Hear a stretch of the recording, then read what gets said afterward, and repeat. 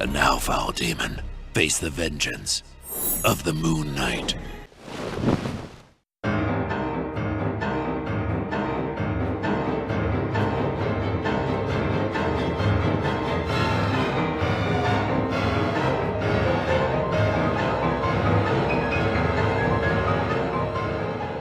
Hello, loony listeners.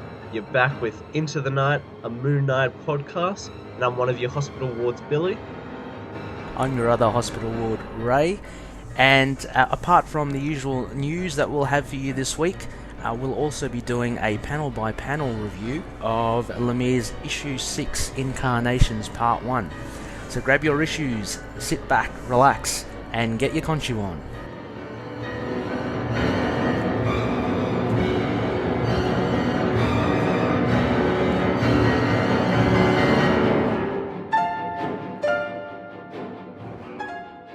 Alright, Ray, if you could have your life drawn by James Stokoe, Francesco, Francavilla, or Wilfredo Torres, who would you have draw it?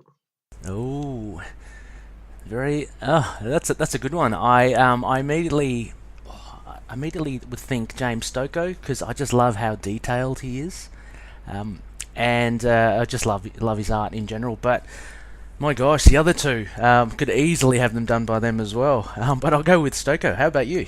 Yeah, no, Stokoe all the way. He's my he's my lovely detailed space drawing artist. He's I mean, if my life could be as exciting as fighting space werewolves on the moon, but yeah, I think Francavilla would be really cool as well. I'm just thinking of what we'll dive into later on in this episode, but just his colours are great, and that kind of tone he gives. It's to me it's kind of like a mix between noir and a bit of horror.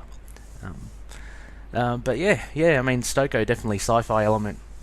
Get me in one of those rockets. Yeah. Well, Ray, it was kind of looking a small week until about 6 a.m. Australian Eastern Standard Time on a Friday morning that something big dropped. Alex Alonso, I believe that's how you say his name, editor-in-chief at Marvel, released a page of artwork from the upcoming Moon Knight 188. It was really great. It was kind of looking a bit sparse there with news. Like we were kind of blessed with the last couple of weeks of having some big news for Moon Knight.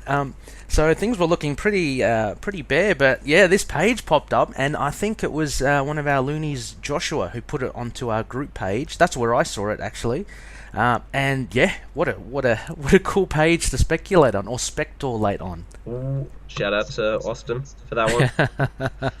Yeah, but yeah. So what were your initial thoughts for this page? Yeah, I mean, out of all the pages to share, this one was the most, I suppose, the least revealing, but one of the more intriguing ones to share. Is it if you'll check in our show notes, we'll have a link, or maybe you've seen it in the Into the Night, a Moon Knight fan base group, which is facebook.com/group/Into the Night. Mm-hmm. But anyone sort of joining us now, the page is set up in basically 3 panels. The first one is just a woman in her PJs brushing her teeth. The second panel's then her lights turned off, shadows almost covering the room as she settles into the bed, and she turns. We see a side-on panel. Side-on sort of angle of the panel, and we see beside her bed is actually a wall with Moon Knight's hood and cloak, and then photos of Mark Spector and Mr. Knight and Moon Knight. So, yeah, I mean, obviously, I think my first reaction to seeing this page is that this character is going to be someone pretty big, at least in this first arc or first issue. Yeah, it's it kind of drops a few things here and there. I remember your comment as well. You mentioned about the cat, and it actually took me a while because I didn't really zoom in. I didn't really see what the cat was, but I see the cat on the bed, and my immediate thing with that is cats and Egypt, or mythology. So I love seeing cats in there. But yeah, I wonder also as well if so. Do you think this is just like a preliminary page purely with art? Do you think there'll be much lettering populated in there later on, or do you reckon this is the page as it is? Yeah, I'm pretty sure this page as it is supposed to be rather silent. Yeah. Yeah, because I mean, yeah, I think it could work either way. I mean, it definitely can work as a silent one as well. It's kind of like I can almost imagine it's like her almost daily routine. Yeah. Getting into bed and just being deep in thought. And yeah, she has this wall, closet, full of Moon Knight stuff. So she's either really obsessed or over Moon Knight, or she's just a big fan, or or she has something to do with him. So there was a lot of speculation as to who she might be, but I think the art is pretty decent. It's obviously not much is happening with action, but Burroughs I think does well. Yeah, and there's a we also learnt from this tweet who our colorist is going to be. One man named Matt Lopez. Yeah, And, are you familiar with this stuff? Or no, I don't think so. I don't think he's yeah, I don't think I've read a single bit of his work. I'll pull up his portfolio. But so anyway, back to this page. So there were also comments as well, as you can actually see Mr. Knight in there and Declan Shalvey's Armoured Moon Knight posted up.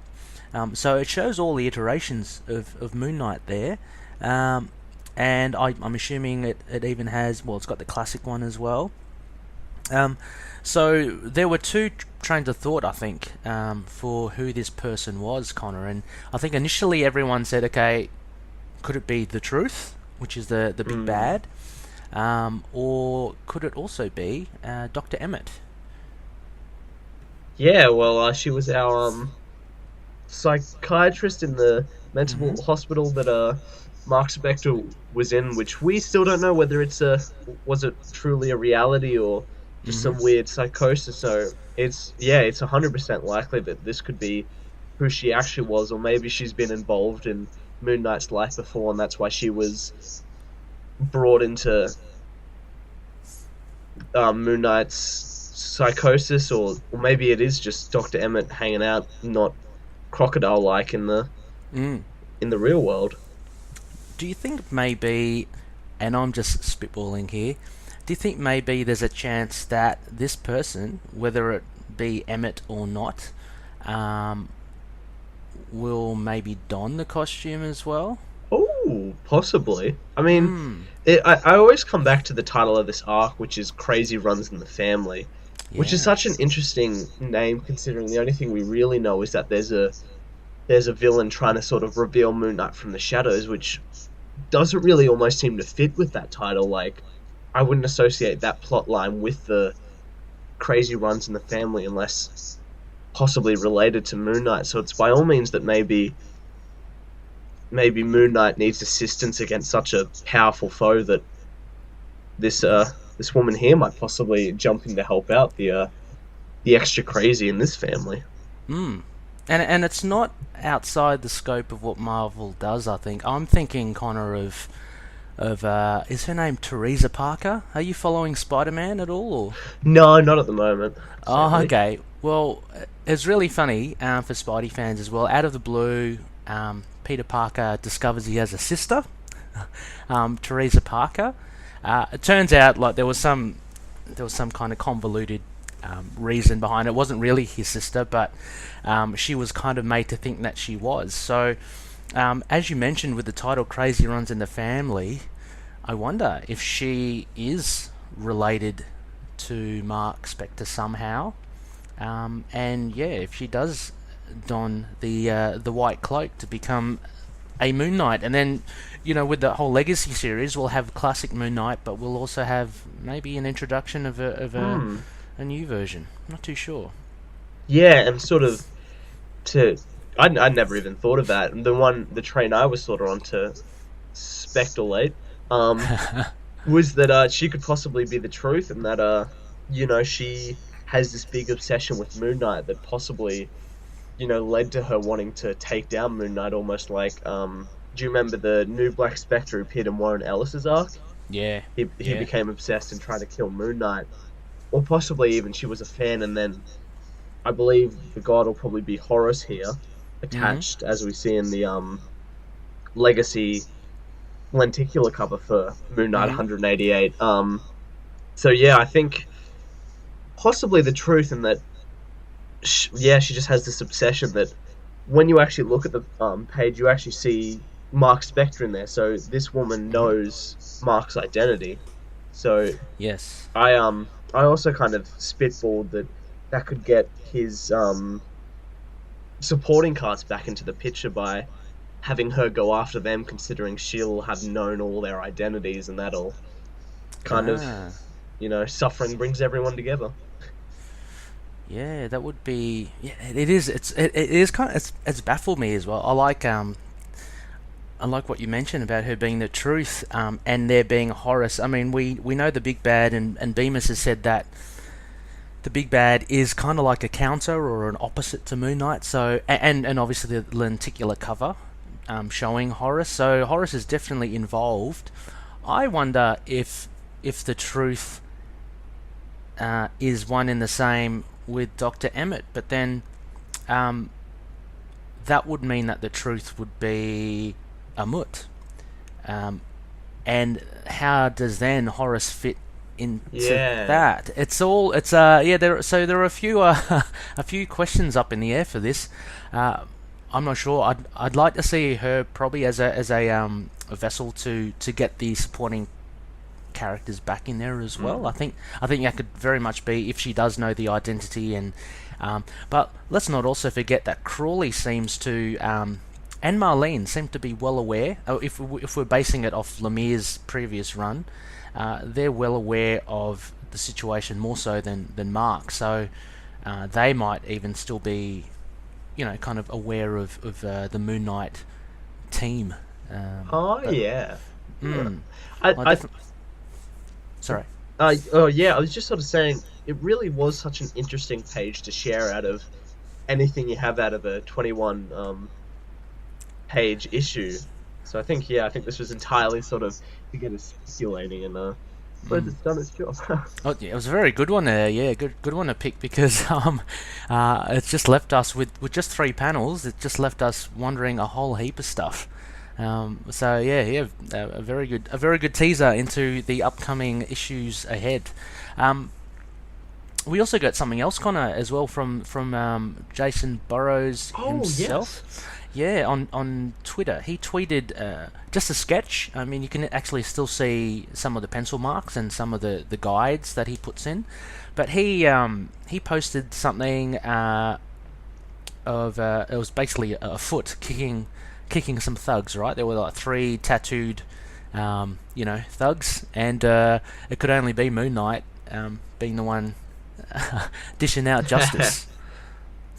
Yeah, so we sort of, it's very much finally seen the action scene, but it Mhm. almost gives us insight into the look of Moon Knight's costume. It's kind of interesting because the robe we sort of saw on the covers made it look really traditional, but there's this awesome sort of armored look on as we see his boot that makes it Mhm. seem that almost it's the best of both worlds. Yeah, and there's a little bit on his gloves and hand as well. There seems to be some armored padding. You can just see to the left Oh yeah. as he grabs a guy's head. So, it looks good. I'm glad he's kicking A to these guys because they look pretty they look Yeah. pretty bad. They got tattoos on the neck. They got a knife. So, yeah, just can't wait to see the action scenes here. Yeah. Jason Burrows then he titled this a little sneak peek for the full moon. So, immediately after I saw that, had a look at the leg and the hand, and just asked him, "Yeah, is that is that Moon Knight?" But yeah, it definitely is. Yeah, I love the way he has very much definition with the power of a full boot to the face, and I think it'll be a very weighty, some very weighty action scenes. I think you'll be able to feel every punch he's throwing in this issue, in this series, really. I can't wait. I mean, Burrows, as we mentioned, his artwork is quite graphic, and I guess prone to violence and action. So I can't wait to see how he lays out these action scenes. And Bemis calling it a very cinematic kind Yeah. of comic book. So yeah, looking forward to non-regular kind of angles or perspectives, and just a whole lot of movement in his art. I just wanted to also go back, Connor, as well. Just briefly, we were talking about that page from 188, and I just wanted to make mention. Rebecca actually made a very interesting comment as well in it about who that woman was, and she mentioned that Emet in Hebrew equals truth, or is truth. So make of that what you will, but that actually just adds another layer of mystery to the whole thing. Yeah. Oh. Where do we go from here? And then, actually, just while we're back on this page, I also love and I suppose with the kick-ass action scene, I love his facial work here. There's a lot of emotion in every face, even sort of the half shadow casted woman in the page 188 page, just her lying in bed is you can just see sort of what she's feeling without the lettering or any sort of text there. He's quite an accomplished artist. I'm really looking forward to it. Interesting to see. I mean, we were kind of spoilt a bit with Greg Smallwood, and I keep on going on about how his backgrounds are really detailed, and how that adds so much depth to the pictures. This is only like one page, and just looking at it, it's great art. But the layout of the bedroom is quite sparse, which may reflect the character as well. But I wonder how much detail Burrows will put into the background. Probably not as much as Smallwood, but it'd still be interesting to see. Yeah, and I mean, I wonder when we'll sort of get our next teaser. We're now a little under 2 months away, being the 5th of November, and we're recording on the 9th. So you gotta wonder how many more pages we'll get, or if we're kind of done for now until the end of October when we get a full 3-page preview of this issue. Or I can't wait. It'll be great. And then a bit of lettering and kind of, how Valiant, they actually release a lot. Like, with their sneak peeks, they release like 6-7 pages, like almost a third, right? Am I right? Yeah. Yeah. No, it's totally. About 5 or 6 pages, which is a big preview. I don't think Marvel don't do that, do they? They as you mentioned, they do about 3 pages. Yeah. But I love that though. it is great. I mean, the downside is that you read it and reread it and reread it, and then when the issue comes out, you kind of know it already. But anyway, it's definitely something to look forward to. And I think this must be purely by sheer luck, Connor, or maybe it is your fantastic planning. But we should be done with the Lemire series just in time for the first issue of the Bemis Burrows, right? Yeah, as long as we don't really have a week break. We can pump out a full. Yeah, no, we're dedicated. We're never going to be leaving this. Never going to be taking a break. No, but that's fantastic. It's so we should roll straight into the new series, which would be fantastic. Yeah, no, it'll be great, and we'll probably have time to sort of talk about where Lemire's left us, which was the plan all along with this sort of introspective back review. So yeah. It'll be nice and fresh in our minds as we get into the new series. Sorry. Well, if we're sort of wrapped up on this piece of news, I'll get you to introduce the next piece, considering you actually found this one online of an article talking about who the next 4 defenders should be. Yeah, I found this on the Den of Geek website, and it's a bit more speculation, and it's Marvel's defenders and who we'd like to see. Who should be the next 4 in the Defenders series? If we look beyond already, that seems like a distant memory. The Defenders.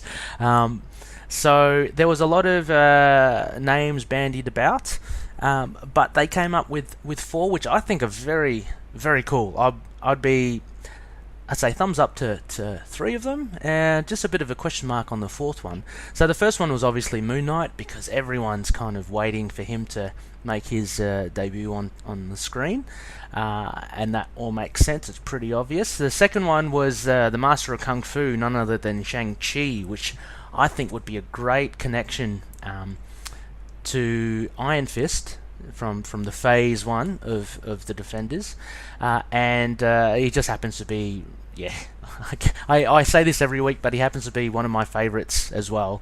Only because he's just so grounded. Like, he is basically a kung fu master. He hasn't got any superpowers. He can kind of control his chi to an extent. I guess not like the Iron Fist, but there are no fantastic or otherworldly powers to him. So for that, he's quite well grounded and easy to do, I think, on Netflix.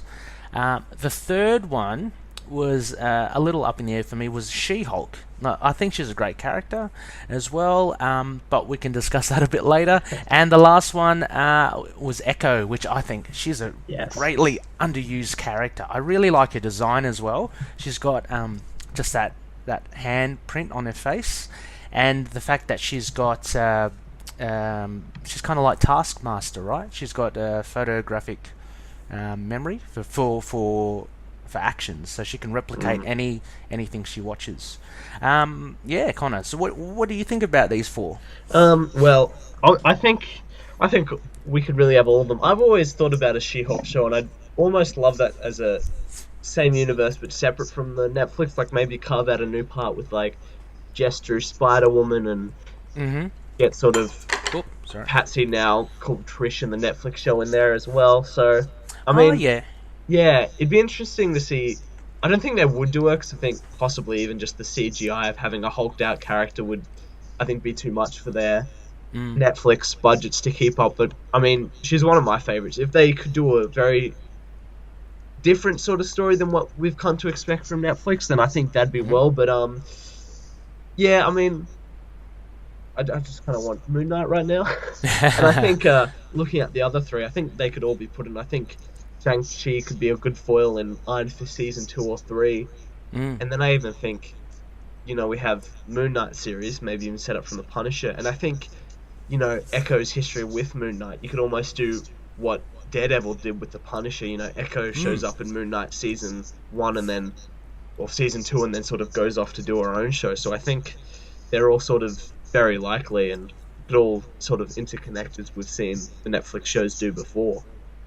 Absolutely, with Echo. I mean, she's also got ties with Daredevil as well, so it really works. Yeah, she I think she was introduced. She was created by Brian Michael Bendis, and she was in his run earlier on. That's how I came across her, with Alex Maleev, so she kind of connects both Daredevil and Moon Knight.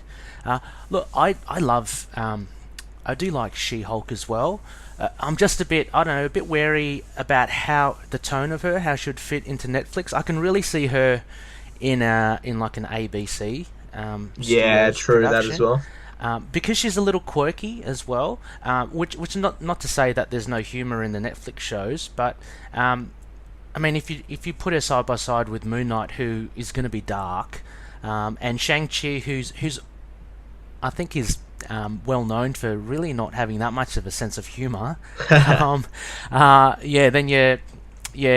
is kind of like a fish out of water. But look, she might do really well off them, and I agree that she should actually work really well with Trish Walker. I'd like to see her and Hellcat together. So Trish is already introduced into the Netflix world. So yeah, by all means, I'd love to see She-Hulk. But yeah, just with the groundedness of all the other characters, just to see someone with green skin in Netflix, it kind of immediately starts becoming, fantastical. Maybe not for me, but but Echo, definitely. I really like Echo. I don't know why. Even the cool name, like it's very simple, and her skill set is very simple as well. But she's proven she can go toe to toe with Daredevil and definitely in Moon Knight as well. So they're no slouches in the fighting department. So she's pretty good. Heck yeah, no. Oh, all right. Yeah. Well, I think we'd be happy with any of those, but most importantly, just seeing Moon Knight in there. Just every week we pray.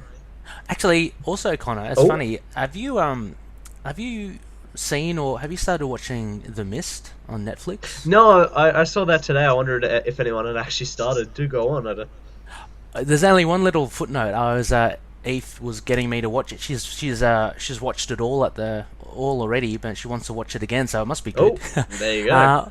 And so she said, "Oh, let's go watch the first episode." And I sat down last night, and there's one of the lead characters. It's the So if you ever get to watch it, it's the dad. It's the dad of the main teenager daughter. I reckon he'd be a good Moon Knight. Okay. Yeah, I don't know his name. Let me just IMDb him at the moment. I think he'll be pretty cool. I've never seen him before anywhere, but he's got some good acting chops. Oh, I think his name, funnily enough, one of the lead actors is called Morgan Spector. I think that's what got me going. I think it's him. Morgan Spector. Morgan Michael Spector. So he's been in The Last Airbender, and he's been in The Drop and Christine. So I don't know. I don't know if you think the same as well, but he looks pretty. I'll give it a check and get back to it. I actually last week we were fan casting, but I forgot to give 2 shout outs to some of my always fan casted people with Riz Ahmed as Mark Spector, and for anyone who watched Iron Fist, and I've totally forgot the actor's name now. Look it up. The actor who played Davos in Iron Fist. If only in a world we could have him playing both, but I think it's always possible. But yeah, but Davos is a pretty big character. So I don't want him disappearing anytime soon either. Yeah. Hey, let me just pull him up here. Davos, where is he? No, can't find him. Yeah. Anyway, yeah. Oh, actually, another footnote. Rick from the Facebook group was talking in one of the group chats. He said that in the new Venom verse, number 1 of the new event, that there is reference to a Venomized Moon Knight. And being written Colin Bunn, he may actually make an appearance. It was I haven't read it, but by the sounds of it, it was probably just sort of a throw-off one-away line. But who knows whether he'll make an event of that sort of scale, especially, Colin Bunn, Moon Knight writer, put him in Moon Knight Kills the Marvel Universe again. That's so cool, because Bunn has actually done really well with that Deadpool Kills the Marvel Universe again. Hasn't he just? And him having come off 6 issues of Moon Knight as well in 2015 or 16, he's got a really good hold of the character, I feel. So that'll be great. And can you imagine like a Venomized Moon Knight? That'll be just kick-ass. Yeah, I hope we see it. So I may have to keep in touch with that one, and it's a side-on series called Anthology sort of Tales in this Venom universe called Venomverse War Stories, I believe. So may make a one-shot appearance in that. So I think I'll be following that. Both will probably find out. We'll have to keep close eyes on that and report it back to the group as well. So all you loonies out there, kept abreast of everything Moon Knight. So I'll have to dig deep into that as well. Just a quick thing, I saw Sasha Dhawan is of course. Davos. Yeah. So he would be a good Moon Knight as well. Yeah, so in our final sort of fun bit of news, actually, Declan Shelby on his Twitter put out some old drawing tests for when he was creating the Moon Knight, Mr. Knight look for Ellis's run. Yeah, it was a good just little window to look into as to what Shelby's process was. The first one was like 4 little sketches of Mr. Knight, and I think he said that C was his. He ended up going with C. Basically, the design is all the same. It's more so with the shadows and the tone, right? I kind of like B, Connor, which is a bit lighter. Yeah, he made this comment that he sort of thought possibly those first 2 were a bit ghostly, and he wanted sort of a high contrast look for this Mr. Knight, but I think there's definitely a sort of time place that we could see a return of a more Spectre-like looking Mr. Knight. Yeah, I mean, it says it in the name, doesn't it? So, I'd definitely be amenable to that as well. And he's got just like rough sketches for a promo piece. Looks like it's really blown up, right? It's a sketch of Mr. Knight just standing in an alley. A nice little small sketch there. And the final one, which I thought was the most interesting, was he's got his original design for Moon Knight's bone armor, and it's based on old Anubis depictions. And it says he notes that Warren Ellis noted to go more nuts, and to make it an actual giant bird skull. So that direction, one of the costumes for Moon Knight that we don't see too often is his bone armor, and you can thank Warren Ellis for having that massive helmet / bird skull. But it's pretty cool. Yeah, I love that armor. I'd love to see it make a reappearance in this current run coming.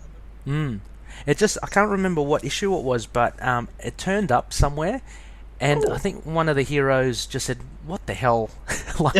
Said, "What the hell is that?" And it is. It's such a weird, random thing, to for Moon Knight, and for just the look of it is just so weird.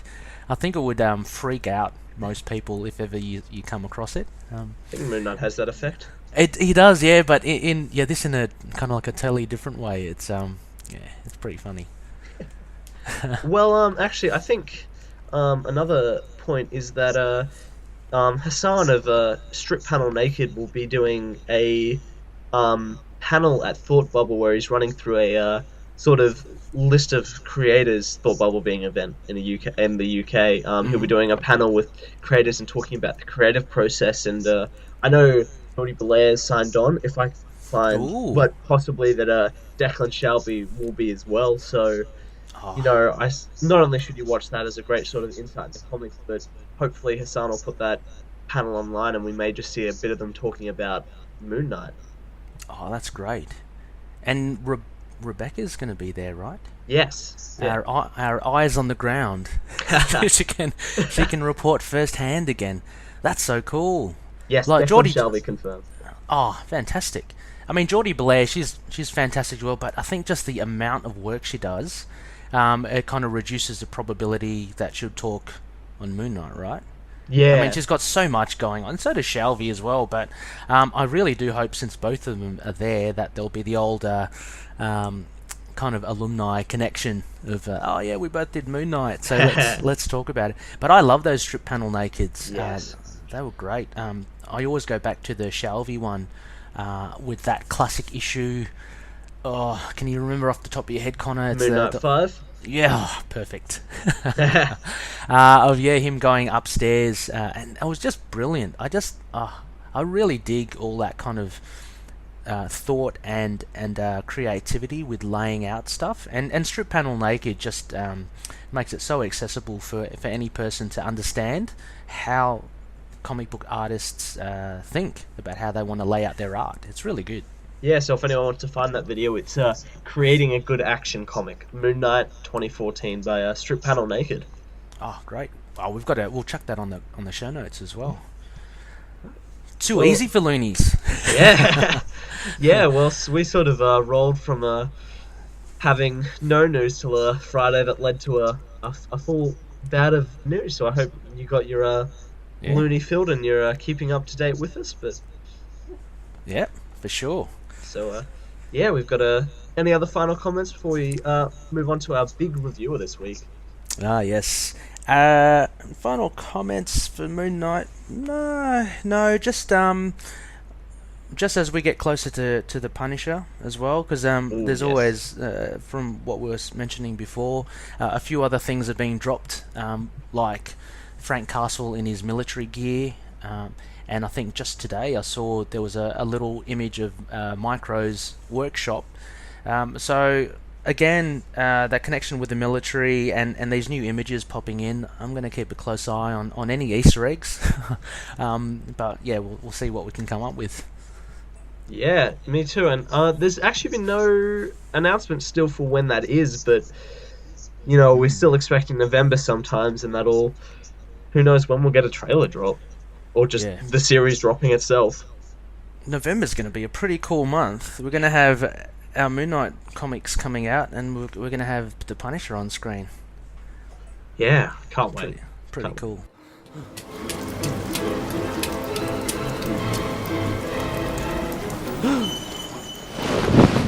All right, so we're doing a bit of a big one. If you remember our first look at Moon Knight issue 1 of Lemire, we did a panel by panel, and we're here to sort of kick off this new arc with incarnations with Moon Knight issue 6 by Lemire, Stokoe, Francavilla, Torres, Hmm. Garland, Hmm.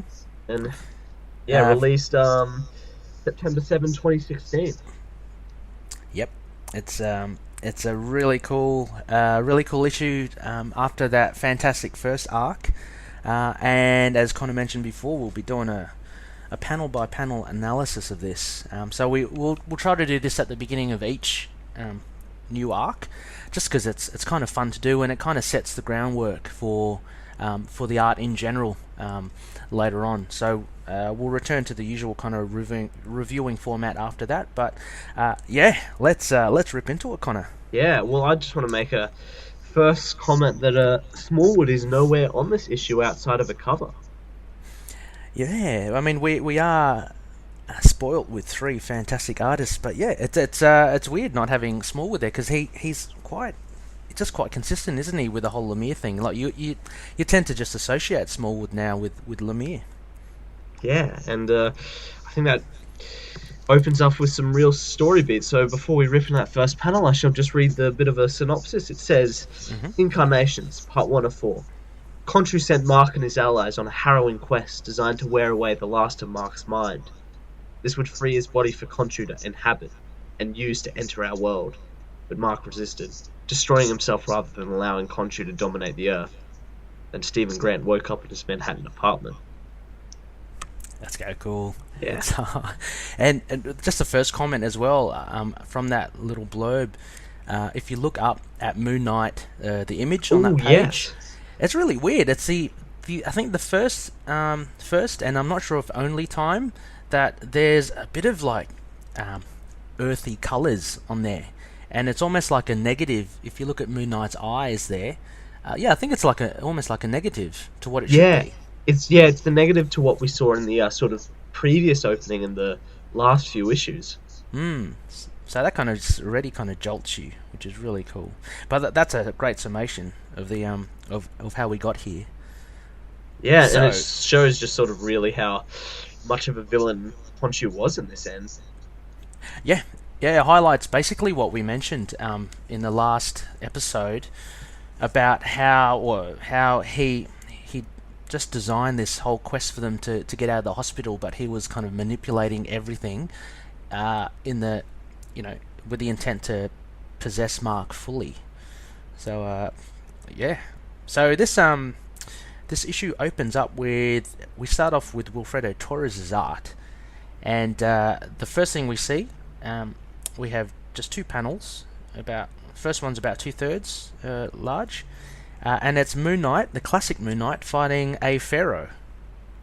Yeah, I think what I love about this straight up is, the way our comic book language has been set up in the previous issue is that we know the reality we're in immediately by having Torres' art. We know that this isn't an all of a sudden like an arc-to-arc artist shift off when Smallwood's left and Torres is the main artist. We know that we're looking at a different reality than what we've been living in for the past 5 issues, so it's just an immediate setup, and it's a really original look for Moon Knight. There's none of that sort of extra gear or look, or just straight white and cowl.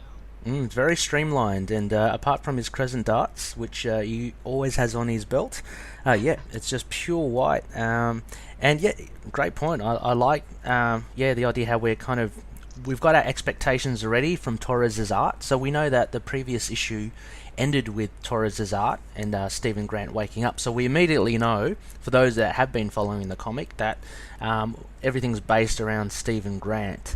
But the first thing though here, apart from you immediately see it in the second panel with the boom coming in, But just for a split second, you kind of wonder, oh, what's happening here? Moon Knight's in Egypt. Is he fighting a pharaoh? What's going on? And then you see the boom mic come in, and it's like, okay, Stephen Grant. He's a producer, of course. So yeah, very good intro. And then the next page you get basically a splash. Yeah, full 2-page spread. 2-page spread. There's quite a bit of detail here, not Stokoe-esque detail, but there's plenty here to go around of basically a production set. And I always wonder, these faces that you see from the crew, are they from Marvel, or But basically what happens is that it's been cut because obviously the boom mic got into the shot of the camera, and the directors had to stop it, much to the irritation of Mark Spector, who happens to be the main actor. Yes, interesting, straight off the bat. So yeah, we sort of move from a big page spread to these little panels where we see Mark Spector's actually almost having a bit of a tantrum on set. Yeah, a bit of a prima donna, right? Yeah, he's complaining that he's going to have to be rigged up again with the squibs, which in film speak are the packs that pretend to be the blood of the actor, and he walks off in a bit of a huff. And we see in the next two panels, we now see Stephen Grant and Marlene, and most of this issue, I think, will be, what I really liked about it would be the conversations between Marlene and Stephen. So you get to understand their relationship a bit more, which is really good. So they look and have a bit of a chuckle at Spector's tanty, and Stephen says, "Come on, let's get out of here." Yeah, and I think what I love straight off the bat here with Torres' art, I mean, every artist in here, but we see everyone immediately set up with very distinct facial look. Like, we have about 8 different people on this page, and we have all their distinct looks and sort of actions, whether they're sort of pessimistic or Stephen Grant sitting in his chair cross-legged, a bit huffed. Yes. But sort of just looking almost at someone may look at children messing about. Yeah. And again, Torres' art, that last panel of Stephen Grant and Marlene, just a really crisp, classic look of profile. So he's got his wavy brown hair, but just a classic look on the face. But you're right, all the other faces and the features, Torres ensures that they are kind of all individuals. So really nice. Yeah. Sorry. I was just saying, as we move on to our next page, we get more of this really, really sweet and genuine Marlene and Stephen relationship as Stephen. Well, there I go. Stephen complains about the film being a disaster, with Marlene sort of giving a bit of an elbow about his. We see here that Marlene's actually performing as Stained Glass Scarlet. Yeah, so that explains does that query I had last episode of her wearing that red cloak, and I thought there was some significance to that, and I thought, was she like Red Riding Hood, or was she evil, because red was associated with a lot of the bad guys in it. But yeah, it's explained that she is playing Stained Glass Scarlet in this production. So yeah, that kind of ties that off. What is really cool about this panel, apart from the great art, but more so with Lemire's meta reference to the Marvel Cinematic Universe, I think that was just so brilliant how he's kind of introduced that in. While I was reading it, I was kind of thinking, are you allowed to to comment like that? But it was great. It was a great read. So he basically, they're basically, Marlene and Stephen are basically talking about movies in general and comic book movies, and how there might be superhero fatigue, but how they do well overseas, so they're still successful. And so she cites actually the Ant-Man movie, which is really funny. And Stephen's talking about how if the director's not done it right, it just becomes a cliched mess. So there's a lot of comment on superhero movies, I think, which is pretty cool. I love the sort of comments about Moon Knight being a third-rate character, and Yeah, yeah, Stephen Graham wanted to use him to have a sort of a big introspective look at superheroes and mental illness and yeah, themes of identity, which is what Lemire's doing in this run, and the comments about it becoming a cliched mess. And yes. we sort of see that Stephen's having trouble with his new director on set, being Mm-hmm. paired up with such shoddy people. Yeah. But So there's a yeah, it's pretty funny, and yeah, it's a great bit of work by Lemire, I think.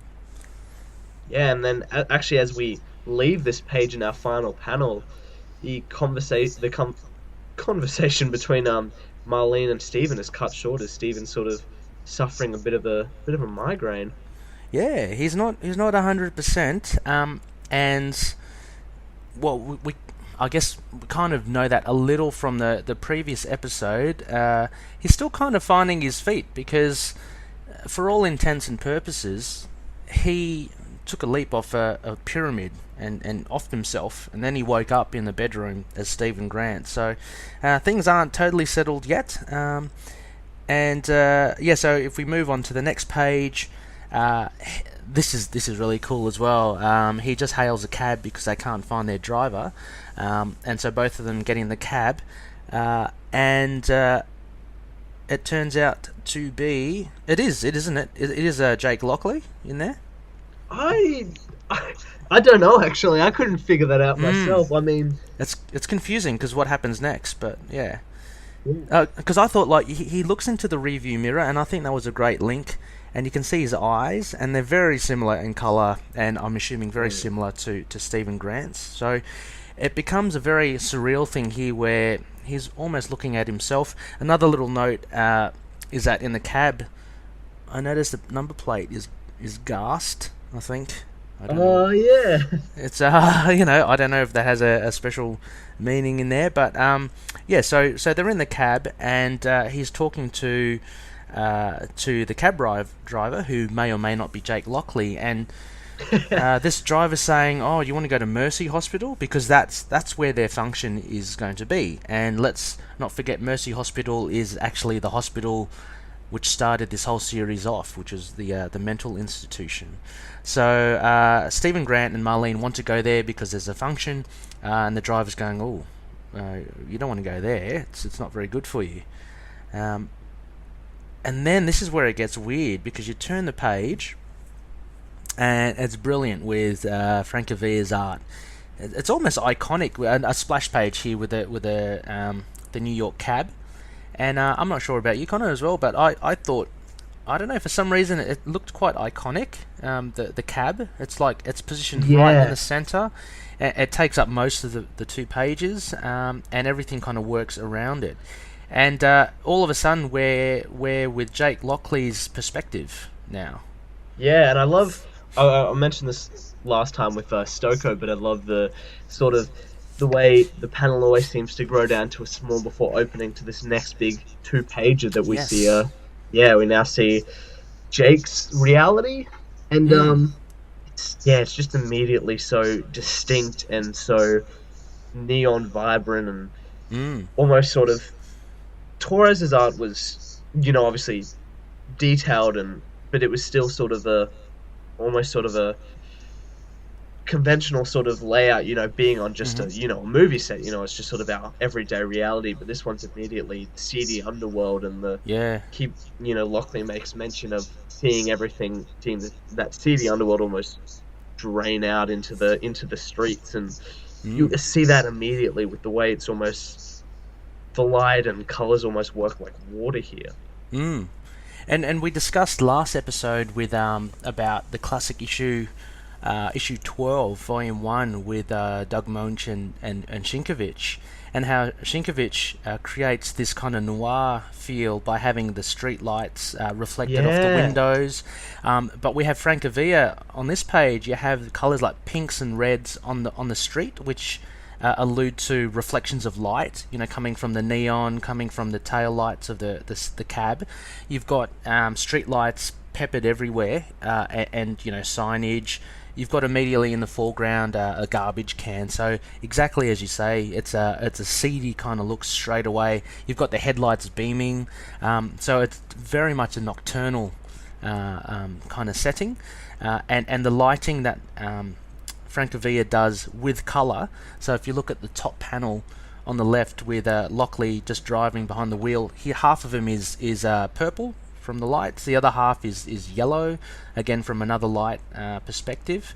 It's really nice. It's just really well designed, I think. Yeah, and Francavilla does his own colours here as well. This page is all himself, and if we sort of move into what's saying here, immediately the shift in tone, writing by Lemire, of just sort of how serious Lockley is talking about the scum oozing, and that he's not delusional, and something creeping over the city. It's very much set up to be that noir, the seedy underbelly, the very sort of serious tone. There's no sort of sweet foil with Marlene and their regular conversation, but we do get a bit of a character popping up here in Crawley. In Crawley, yeah, and just going on from your other point, yeah, he's very much a loner, isn't he? Like, he hasn't got Marlene with him. He's just cruising the streets in the cab. The only interaction he has is either looking at what's outside or picking up customers. But yeah, Crawley pops up here, and again, consistent with Lemire's previous arc, Crawley seems to know, have a better perspective about what is happening overall, because he immediately asks Jake, what you don't remember, and Crawley goes, what do you mean? I mean, sorry, Jake goes, what do you mean? And he goes, we were, well, he basically says that we were in hospital and we broke out. He's basically retelling the tale from the first arc. I just want to slightly go back, Connor, as well, just the flip from the Stephen Grant to Jake Lockley, and the bit where it gets weird is that the lettering turns blue, and we know that's Lockley speaking. So on the previous page with a shot of Stephen Grant, it says Stephen Grant is too soft for what comes next, so I leave him back at the mansion and hit the streets as Jake Lockley. So is this Jake Lockley that we're seeing now, is that one in the same as Stephen Grant, or is it the cab driver that Stephen Grant was driving with? This is kind of the surreal situation that we're kind of put in. Yeah, no, I was entirely confused by this, and just in the next 2 pages post this, we'll see another twist in the mystery. But I went immediately to assuming that, I guess it was Jake Lockley, but that color tone almost seemed to suggest that, that almost look at another reality. Yeah. Lemire's just messing with us. He is, yeah. It's a good sort of messing. So yeah, as we move ahead past that splash page, he has more of a conversation with Crawley, and Crawley mentions we escaped from the hospital, as I said, and he said the hospital's for the mentally ill, and he cites the other members. He says Frenchie, you, me, Marlene, and Gina. We escaped through the subways. A bit more of a realistic portrait there of Crawley, I think, from Francavilla. Different from his usual style. Really nice. But one of the things I took from this page was I loved his almost horror element at that final panel at the bottom. He goes from blue and yellow, but that last page, it's a big zoom, a close-up of Crawley's eyes, of almost fear or terror in them, and it's just a hot red or orange. I liked how that kind of just shifted all of a sudden. Yeah, I think this page especially just got me with Francavilla's facial work. It's just beyond incredible with the, every single aspect of their face tells what they're thinking, shows the actual person, and that build up to that final bit of red horror works from the start, where you see Lockley's and Crawley's face mostly covered in shadow in the first panel, and they sort of, still very much sit in that shadow until that last panel where he's screaming about, the fact that they fought the mummies in Anubis, and Crawley gave his soul only for Mark to not remember any of it. Talking about, a very horrible sort of comment by Crawley that now he's lost and it's all Yeah. been for nothing.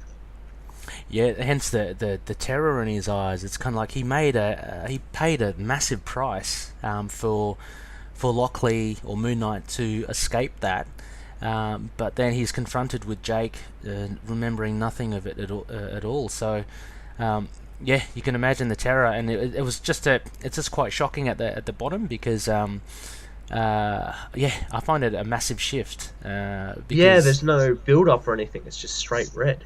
Just like moves from the blue and yellow to the red. yeah, yeah. So really good. So if we go to the next page, again the facial expressions of Francavilla, pretty good. Like we got a perplexed kind of look from Jake, saying, "You're not making any sense, Crawley. I was at Gina's diner an hour ago, and I've never been in any hospital." And there's also almost a look of resignation on Crawley's face. Yeah. And I goes, "Oh, you don't understand? Don't you understand? Because you're actually in the hospital now. This is all like a figment of your imagination." And then the next panel pretty much probably sums up what we're kind of feeling as well. It's he's pinching the bridge of his nose, Lockley, just like, I can't make any sense of this. And that slight moment where he closes his eyes, he opens them again, and Crawley's gone. So, again, mystery upon mystery. The layout work here, Connor, I think is still pretty standard. It's just 3 panels at the top profiling the faces. And then just one where Crawley disappears, and then the bottom half of the page changes perspective totally, and you're kind of looking from above, looking down. So anyway, Crawley gets out. Not Crawley, Lockley gets out. And, he doesn't know what's going on, so the only way to get to the bottom of it is to turn into, it's time for Moon Knight. So he opens his boot, and we see the costume there. Yeah, and I think actually Crawley makes a very dire warning to Mark, Jake, whoever sort of is now in this weird, Stephen possibly in this weird reality shifting that oh Jake, my boy, don't you understand? You're in the hospital right now. Lockley's call to action to be Moon Knight just because everything's not right. Yes, yeah. I just love sort of just opening the trunk to get out the suit as if no one could just walk past and see that. It's very classic, isn't it? It's very Munch. You see that in a lot of the volume ones of. It seems like, well, it makes sense. It seems like Lockley always has a spare costume handy at the boot. And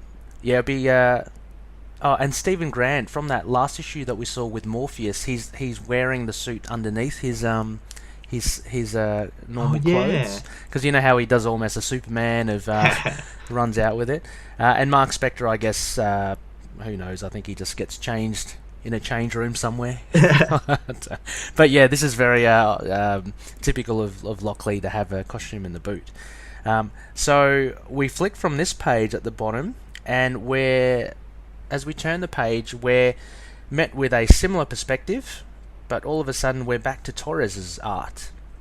Yeah, very amazing shift from seeing Lockley opening the boot, looking down to the suit, to cutting to Stephen just looking at his his dress suit for the big event tonight at the Mercy Hospital. And this is very interesting in the fact that it's real time. When you turn the page to the next page, it's exactly what Jake Lockley / Stephen Grant is experiencing. So as you turn the page, we see Stephen Grant now standing in front of his white suit, and he says, "What is this?" Like, he goes, "I was somewhere else. I was in a cab, and there was this old man." So the time it took for us to turn the page is the time it took that he's suddenly, whisked back as Stephen Grant. And so we see more of him and Marlene. I like that third panel, Connor. Actually, again, you look at the faces there, just the posture of Marlene. She doesn't say anything in that, but the way she's standing and the angle, it kind of looks like what the hell are you talking about, Stephen? So, the talent of Torres shows there. But they're back in the hotel room, right? And Marlene's just kind of trying to calm him down, saying that he's probably had an anxiety dream, and she's asking him if he's taken any of his medication. So a clearly confused Stephen Grant, and yet again Marlene dealing with the craziness and trying to bring things back, steady the ship. Yeah, and we see the final panel referring to Stephen's meds that he's having to take. So just more mystery. Has he ever? I can't recall him taking. Medication apart from being forced medication in the first arc, right? Yeah, I don't think so. Yeah, throughout Moon Knight, he's never been prone to take any medication to control his personalities. The only ones I can think of is when Billy and Bobby force it upon him. So this might be residual, I guess, from his time in the mental institution. So, I mean, again, a lot of the panel layouts here are quite standard, I think, because the driver for this part of the issue is more, I guess, conversation and interaction between Stephen and Marlene. So the dialogue kind of and the story kind of come to the fore here. So the next page, they get out the meds. And Stephen can't remember if he's taken them or not. But Marlene says, you'll be fine. Let's get dressed. Just make sure you take them even when you're feeling okay. So she's kind of steadying everything, the calming influence. And Stephen, he says thank you. So finally, she gets some sort of recognition and validation that she's doing well. And Stephen says something very sweet. I don't know what I'd do without you. And she says, neither do I. So they get ready to go to this gala event, which is basically, in summary, they've decided to hold an event at the mental institution to promote the mental awareness and obviously to promote his film as well. So we turn the page and we have a very familiar setting. Yeah. Mercy Hospital is the hospital we found ourselves in the first arc. The very sort of built inside a railway hospital. You see in a very good setup by the background, made to contrast the colours of everyone in their suits. You see the greys and the greens and the almost sort of brown colours of this strange hospital we found ourselves in earlier. Yeah, you'd I know you kind of almost get like a mental shudder to be back here. It's just because, oh gosh, this is where it started, and they fought so hard to get out of here, and it's kind of like it's kind of like a scary place. And I think you can kind of see that with Stephen's first look as he's standing there. Again, I'm sure these are the faces of Marvel employees. But yeah, Stephen's standing there and he's looking a little unsure himself. So he kind of reflects what the readers, I'm imagining, thinking as well. So there's a big gala event. They all look very rich and very wealthy, evening gowns and stuff. So Stephen takes a sip, and as we see the panel, it's a nice transition of perspective. He takes a sip out of his whiskey, and then you see a shot from behind him, looking at where he's looking at. And it's Marlene just engaged in banter with a cocktail with other people. So everything seems to be business as usual. And then all of a sudden he has a question asked at him, and he turns around, and we have two familiar faces here. Oh no! Yeah. The worst of the lot. Yeah, and again, I don't know about you, Connor, but you kind of have a sinking feeling. It's like, oh gosh, we're here again. Gosh. These are the wardens. So there's a little bit of trepidation, a little bit. Oh gosh, Stephen could be in trouble here. But they're just the waiters. Yeah, there's no sinister aspect behind them. They're just the waiters trying to give Stephen some hors hors d'oeuvres. I don't know how d'oeuvres. to. There we go. Yeah, it's just some hors d'oeuvres, and he declines politely, but they kind of press him a little as Yeah, well. that's true. Like, don't we know you? And this is where, as a reader, you're probably thinking, oh, hang on, No. something's going to happen here, because whenever Billy and Bobby interact with Mark Spector, it's usually violent. You know, they usually drag him away, they give him shock therapy, but, you know, having said that, this is Stephen Grant, so surely they can't do any harm to him. He actually organised this whole gala event. So anyway, Bobby keeps on asking, do I know you? And Stephen, being, I guess, an upper class snob in a way, just says, no, get back to work. You know, he has no time for them. So he leaves them behind, and he approaches Marlene and wants to have a little bit of a powwow. And so we turn the page, and again he's a little bit confused. He's asking Marlene, what's going on here? Why are we here for this event? Or in a damned mental institution. Yeah, throwing in because it is a very strange thing. But Marlene says, "Well, Stephen, it's your idea. You know, you wanted to break down all the stigma about mental illness." And she makes a revelation as well, because you were a patient here as well. So things are starting to tie back into that first arc, and I guess we're kind of getting dragged back into it. You know, if we think about that last arc, he kind of released himself, right? He jumped off, he released himself from Khonshu, but now when he wakes up, he's still very much connected to this reality which he thought was not real. Yeah, it's sort of it was kind of cool. We got spotted bits of, Stephen's memory playing up, and then Crawley giving a dire warning to Jake. And now, in this sequence, we've had the introduction of Meds, the hospital, Billy and Bobby, and now that he was a patient, it's sort of been littered across, but now it's just sort of all falling down in this one section if you think of it cut up into the transitions.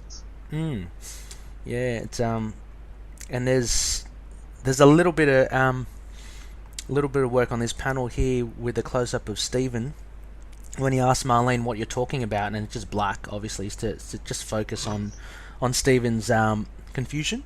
But then it's immediately kind of countered with we see a shot of the director of Stephen's movie, just reassuring Stephen, although we stuffed up a bit today with the film, we'll get it all done tomorrow, and he's all kind of happy chappy, but Stephen says, no, you won't, and he basically fires Nick, which doesn't go down well. And on the next page, you see pointing fingers towards Stephen, and a bit of swearing as well. Do you know what VMAs are, Connor, by any chance? No, there must be some sort of award. Because the director's, going, you bloody bugger. He goes, I won 4 VMAs last year, but whatever.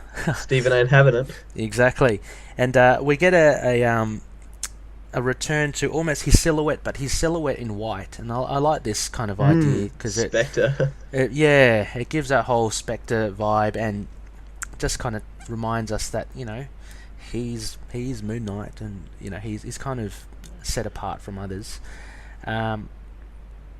Again, we just get then Marlene chasing him down and saying how proud she is of him.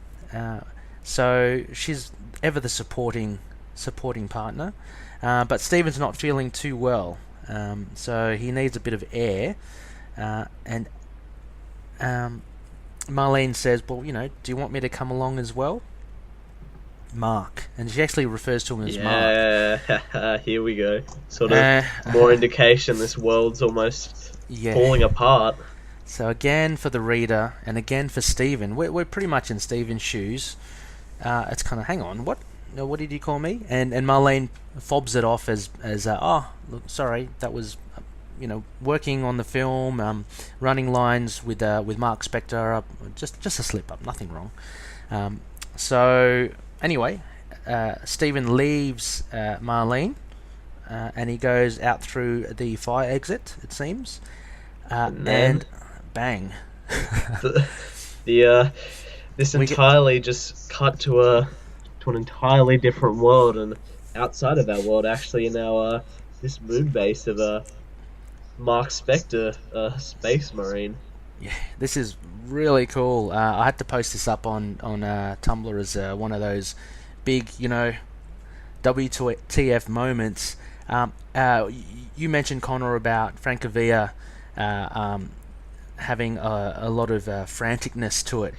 This is brilliant, because not only the details, but to me it reminded me almost of like Starship Troopers. And because you got Frenchie shouting at him, going, come on, we got to go. And there are these multiple moon jets in the background. There's machinery. There are people getting in, pilots getting in. There's a huge hangar door opening up. And just all of a sudden, it's not only Marlene and Stephen anymore. It's not only two people. And if you flick back to the page before, detail is starting to become more sparse, right? It's only just Marlene and Stephen. There's just colour in the background. There's close-up, so you basically got, a door frame and some walls. But then you turn the page and you feel exactly like what I'd imagine Stephen would feel. You feel that like you're dropped in to this thing that you've just got to react to. So it's good to see Frenchie there. So Frenchie's alive. Yeah. And they all seem to be part of some sort of moon army. Yeah, I love sort of immediately, just that immediate space look of this all grey, a bit of blue and yellow hues, but it's real grey, factory-like. Just almost a conveyor belt of these ships being hauled in and out, built, and these pilots placed in. It's very like Stokoe. I think he's currently. Dark Horse have released Alien Dead Orbit with Stokoe, and his art just suits that so well, I think. Like, if you think of James Cameron's Aliens movie, that kind of down and dirty, futuristic space arena, and this is what I get with this as well. This is kind of the same kind of feel, and they've got to go off fighting something.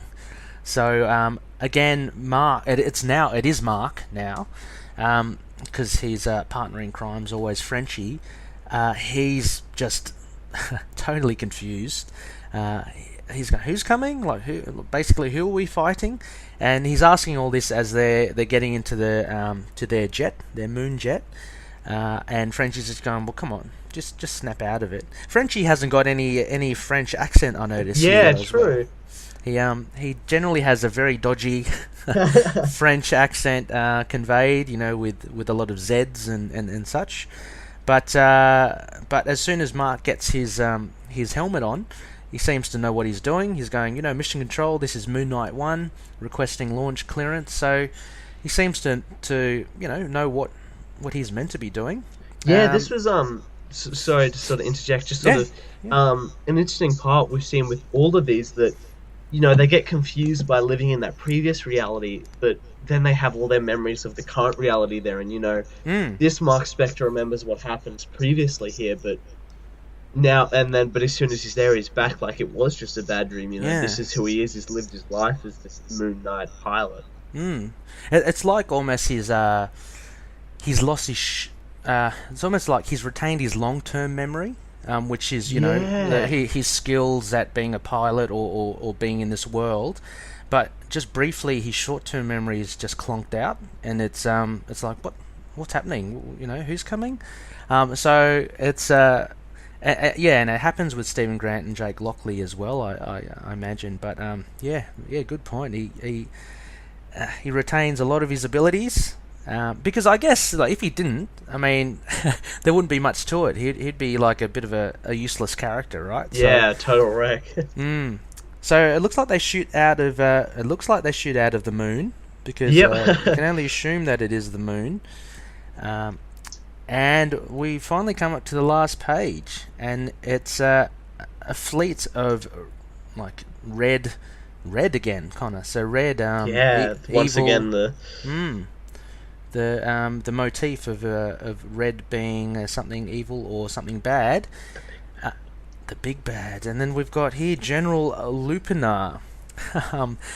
He seems to be the leader of this pack, and he proclaims the Space Wolves will take the moon. So, to be continued. Dude, yeah, what an ending. It's like, what the?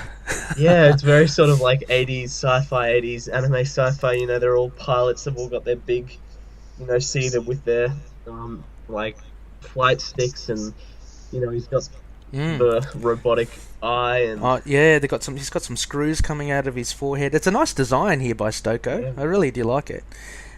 So I guess we'll see more of him.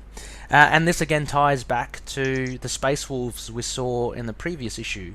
You know, wondering, you know, who are they? They obviously are bad. Yeah, this was a bit interesting. You know, those ones we saw were really just sort of actual wolves. They didn't seem to have any like super intelligence, but these are true. more humanoid, and They are, yeah, they are. Obviously speaking, and yeah, this general looks totally different from the other Space Wolves that we saw prior. So. Yeah, we'll have to wait and see, but what an issue to kick off a new arc. A lot of things introduced there, but also the questions just keep on coming. yeah, oh man, oh sorry, yeah, I think what a way to end. You know, Stokoe didn't even have. He had 3 pages this entire issue, but they leave such a mark. And once again, Stokoe drew coloured inked all this as well. All him. So I do. That is really cool. I mean, like, you know, nothing against other colorists and stuff, but when you have an artist similar to Christian Ward as well in the current Black Bolt, when you have artists that have a vision themselves and they take control of the tools like the colouring and the inking and the penciling, it is really kind of a treat. It's the same with the Francavilla. Like, he obviously, what he draws, he has in mind already the kind of colours and the tone he wants to imprint. Yeah, so it's really really cool. Yeah, I think Stokoe, you know, he's only got 3 pages, but it probably took him a month to do all this. I mean, that's the thing. Like, you look at these things, and most of the time we gloss over them, but imagine the amount of work and the amount of time gone into drawing it. It's crazy. Backpack we see in like the first opening page. Yeah, it's crazy. So, Mr. Connor. Ooh. Rating wise, what would you rate this? Oh, it's a very good issue as always. But it was sort of a lot of conversation. It didn't have sort of the big sort of powwow we had in the last sort of 2 issues until the Stokoe ending, which sort of blew my mind. You know, I love Stokoe. I love that aesthetic, but you know, all the artists here. Francavilla, Torres, their own looks, their own colours, how Lemire used that to write such a surreal and no idea story. Yeah. Yeah, just sort of as the setup to what this crazy arc will be. I think I'll give it a 4 out of 5 crescent darts. Maybe a 4.5, yeah. Oh, okay. Lovely. Yeah, I really enjoyed it as well. Actually, I did enjoy it. I mean, although we had the artists in the previous issue, having them here on again and fleshing out a bit more of the Stephen Grant, I like the interaction between Stephen Grant and Marlene, as well as the just head spinning moments of the Space Wolves. Good to see Crawley again. I think I still will. I'll give this a big 6 out of 5. Kind of Crescent Darts. I really enjoyed it. Just the art is just superb, and I love that whole meta thing with Lemire at the beginning. I remember first reading that when the issue came out, and it's like, oh, this is so clever. It's so funny. Clever and funny. It's just really, really good.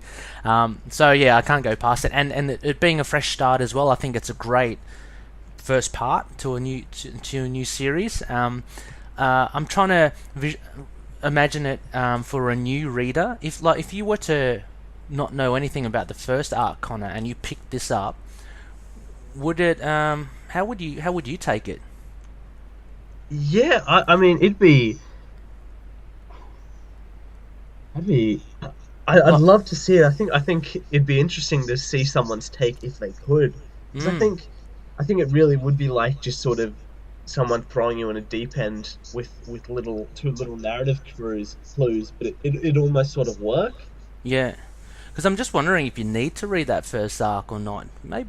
Maybe not. I mean, you should. It's You real should, good. yeah, Yeah. yeah, definitely should. But yeah, I think it's still quite standalone. And based, I mean, they're just questions aplenty anyway, so it doesn't matter, I guess, if you're if you're a long-term reader or just jumping on board there. But yeah, you'd be kind of wondering what is going on. But yeah, 6 out of 5 for me, kind Mm. Just all great issues. All of all so great in issues. love. Yes. Also, Connor, there was a review from one of our loonies. Yes, a very one of our big partakers in the group. Into the Night, a Moon Knight fan base on Hmm. Facebook, but he actually commented this on our WordPress page, which if you do comment, we'll see all the time. We'll get on the show. Yes, Hmm. Adam says, Hmm. "Wow, what a great issue! I love the different art styles used to convey the different personalities and lifestyles of Stephen, Jake, and Mark. Stephen's pages are filled with very clean, crisp art. It makes things very put together, happy, predictable. Steve and Marlene mentoring superhero fatigue online, and the Ant-Man movie kind of breaks the fourth wall and makes the Steven scenes more realistic than the others. Hmm. Then we find that the realism of the Steven scenes actually seems to be the Matrix, so to say, and the real Red Pill world is that world that Jake is describing in the beautiful street art style pages, where he's the main character. This is the coolest art in the book to me. The lights are typical Yellow City lights. The shadows are blue, and there is pink thrown in there to really make it seem almost like graffiti. And at this point, who the heck knows what's going on with Mark? The art changes to a very technical style, most popular with sci-fi stories. And this is a sci-fi story to say the least. We've never seen the werewolves like this before. All in all, what a crazy and magnificent issue. 5 out of 5 crescent arts from him. Yeah, wow. Thank you, Adam, and Yes. some very good points there. Like the pink thrown in there. Yeah, true. To almost like graffiti. So you've got very much a street kind of feel to it. As we mentioned, the Ant-Man movie and breaking the fourth wall from Steve and Grant's world is was very cool and it made it realistic. But yeah, to then find the realism of the Steven scenes, like the Matrix Yeah, compared red pill, to good term. yeah, it's a good term. Is a great point. I think. Also, yeah, the last thing with Mark of what the hell's going on. Yeah, sci-fi stories. It's strange, isn't it, Connor? Because Mark Spector, the character, really has no ties Yeah, to whatsoever. He's science so fiction. grounded. No, he's more as we've seen previously, more into military background. He's a mercenary. Had nothing to do with sci-fi, so this is kind of like a flip. And definitely, Adam, I agree with you. It's kind of what the hell's going on, but it's such a fun thing that you just gotta buckle up and just go along with it.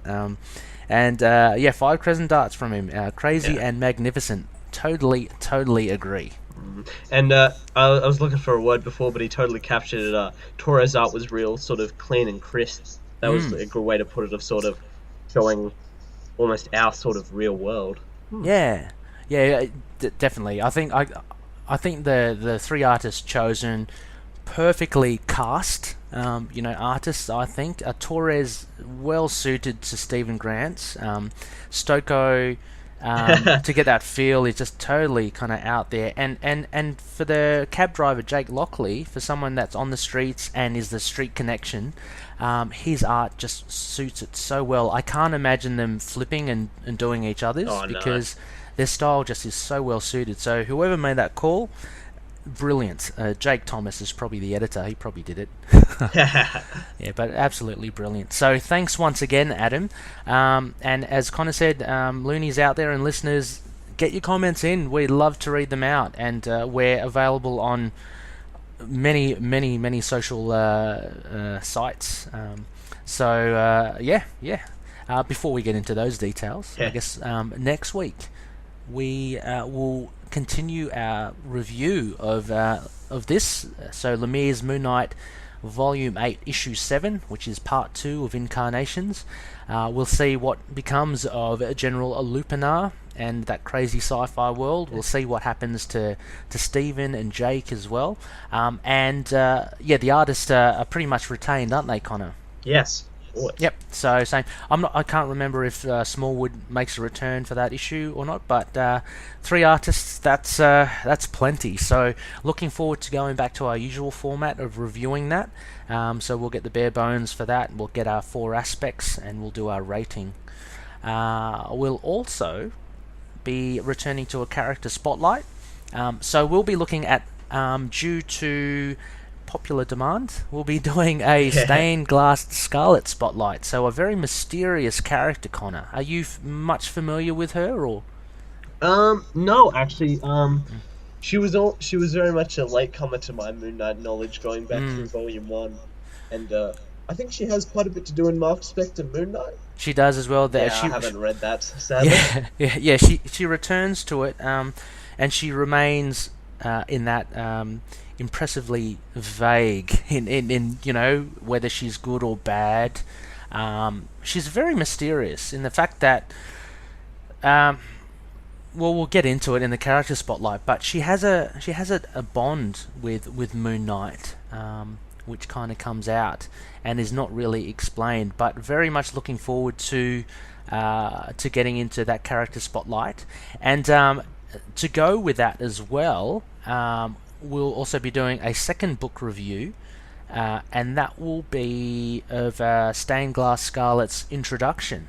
So 24, Volume 1. Yeah, so that is just after a couple of your favourite issues of Morpheus, Connor. Yeah. So we'll unfortunately just leapfrog them, but we'll go into Stained Glass Scarlet, we'll get right into it. And there's also a third thing, Connor, for next week. Yes, we are finally debuting our own third co-host. Rebecca will be joining us for the entire episode to dig into these issues and the spotlight, and hopefully some good news next week. Definitely, I absolutely cannot wait. It will be really cool to have Rebecca with us. She currently drops into the Immortal Iron Fist podcast, so for any Iron Fist fans out there, along with Moon Knight fans, please go check that out. It's a really cool podcast. That's hosted by Rebecca, another Connor from another universe, and Carl. So really cool. And also she drops in on the Defenders podcast as well, which is hosted by Claire and her stalwart team of Defenders. So that's about it for today, Connor. Yeah, where can they find us, Ray? Yeah, so just finally, you can definitely find us on a lot of things. We have an email at it's moonnightpodcast@gmail.com, so just drop us a line there, or we're available on Facebook. We have a page, facebook.com/ITK Moonnight. We have a Facebook group. Please check that out. There's a lot of loonies there that we really do love interacting with, and that's at facebook.com/groups/into the night with a K. We have Twitter as well, at ITK Moonnight. We also are on SoundCloud. We also are on most of all the good podcast catches, so please check out our podcasts or our earlier ones if you haven't already. We also have an Instagram and Tumblr site as well, so just search for, I think it's ITK Moonnight or ITK Podcast, and that should come up as well. Also in the works, I'm trying to get us, Connor, on YouTube, so before long you'll be able to find us there as well. So plenty of ways to get in contact with us. Oh, finally as well, of course, the website, Into the Night podcast.wordpress.com. We have our posts there related to the podcast, so you can even just drop a comment there and we'll pick that up for sure. But always fun to hear from you. And also, just finally as well, if possible, and if you'd like, please give us a rating on Apple always iTunes. appreciate it. always appreciated. We have a few up there already, and thank you so much for the kind words. The more ratings we get, the more exposure we get to others out there. So we'd really like to kind of promote the Moon Knight army out there, especially with Netflix hopefully giving us what we all clamour for. Yeah. So so another good one. Any final words, Connor? No, I think we're covered. I think it's another great episode. Not issue. Well, good issue too. I hope you followed along with us as we sort of rambled on, but hopefully dissected well the panel by panel of issue 6. And we hope you can join us next week for our Spotlight issue 7 review, issue 24 review of the first volume with our co-host Rebecca. It'll be good. Should be very great. And just to sign off, may Khonshu protect us from the denizens of the night. Catch you later. Bye. Moon Knight and affiliated characters, stories and events are properties of Marvel Characters Incorporated. Materials used and discussed within the podcast are intended for critique and review purposes only under the fair dealing concept of the current Copyright Act. The views, information or opinions expressed during the podcast are solely those of the individuals involved and do not necessarily represent those of the copyright owners.